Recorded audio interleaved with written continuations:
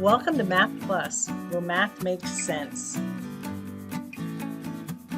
This is an introduction video to understanding volume. We're going to be counting unit cubes and looking at models to find the volume. And we're also going to talk about why do we even need to know this? Why do we measure volume? How much water fits in this fish tank? How would I know? You go to the store, you're getting ready to buy a fish tank, you have to put water in it. How would you know how much to put in there? You might even read some articles about fish and how much space they need. So you're going to need to know what size container to get and what the volume is, the inside measurement of that container.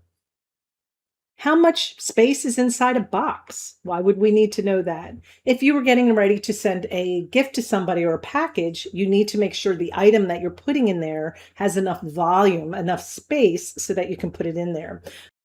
How much cereal goes in a box? To figure that out, you need to know the volume, the space inside the box, and then how much cereal will go in it. And last but not least, what about a garden bed? How do you know how much dirt to buy? It just helps you understand how much space you need to fill inside of a container. That's the volume. This here is a cubic unit. It's 1 cubic unit.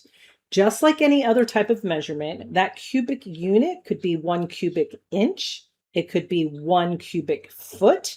It could be 1 cubic mile. That's when we call the unit of measurement. That's how we know what those measurements are. But if you ever see the word cubic for the answer to something like that box is 4 cubic feet, then right away, that's a key word that tells you, oh, they're telling me the volume, the inside measurement of the box. Here's an example. We put these cubes together, and if you count them, which you can do, there's 1, 2, 3, 4, 5, 6, 7, 8, 9, 10. This box is 10 cubic units. 10 cubic units. And if I were to fill that box up or fill that container up, I have to make sure there's enough room for what I want to put in there. Now I have the formula over here. This is what you're learning. You're going to be using this eventually, right?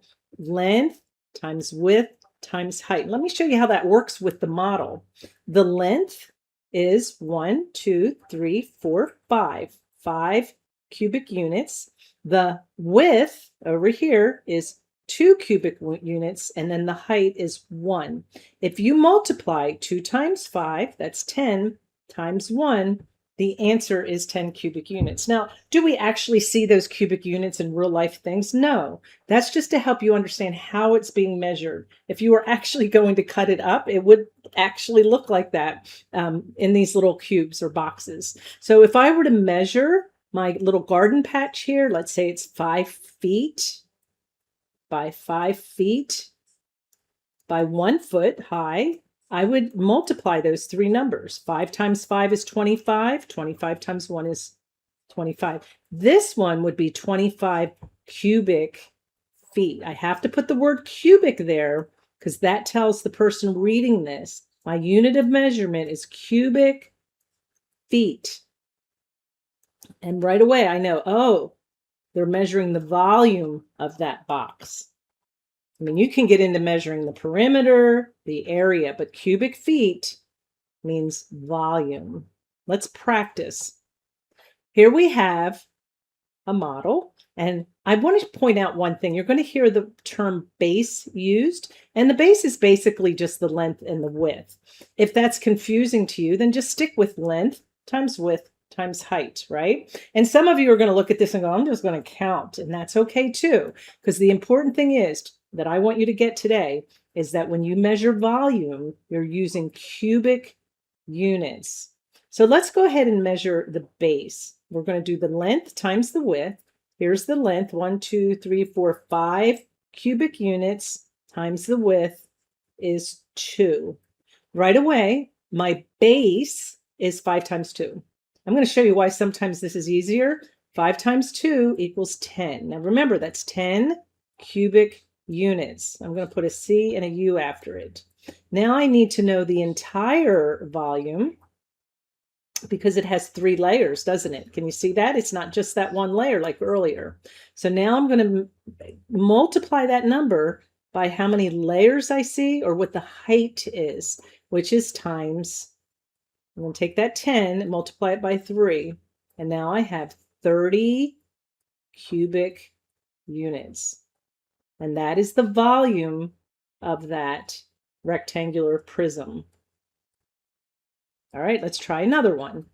We're going to figure out the volume of this rectangular prism. A rectangular prism is a rectangle in 3-dimensional form where it has all the sides, 6 sides. I want you to pause the video. It's your turn to figure it out and come back and see if you're right. And we're just going to fill in the length times the width times the height, just so we start using that algorithm. All right, so my length is 4. I'm going to put 4 times my width is 3. I can multiply that and get the answer, and then multiply by the height. Okay, let's do that. 4 times 3 is 12. Now I have to add the height. 12 times what? The height is 2. The answer to this is 24 cubic units. And make sure you write that after your answer, 24 cubic units. Let's try another one. You can pause, figure it out, and then come back. The length is 4. 1, 2, 3, 4. The width is 3. Now, I know some of you were wondering, what if I don't know which one's the length, which one's the width. Sometimes it may be real like a box, right? It's okay. You need to multiply this, and what you call it is not as important as understanding. You need to get that base. Okay, side by side, 4 times 3 equals 12. Now we're going to take that 12, that base, and multiply the height, which is 1, 2, 3, 4, 5. Now that's one some of us don't have in our head. So we're going to do longer multiplication. It's okay if you have to figure it out like this. It's okay. You don't have to memorize everything. So our answer is 60 cubic units. Good job. So if we were to look at items, now that you know what volume is, it's the inside measurement of a container. I want you to very quickly shout it out. Which has more volume? Does the lunchbox have more volume, or do you think this pencil case has more volume? You're right. It is the lunchbox. The lunchbox is bigger, so the inside space will be bigger as well. I have a question for you. Again, a lot of people say, why do I need to know this? And I'm going to show you in real concrete jobs out there.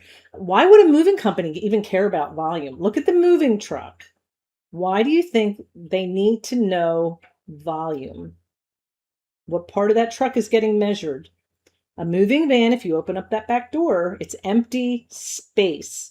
They come to your house, they pick up your furniture. They need to look at your house, assess how much space you might need, and they'll charge you based on that.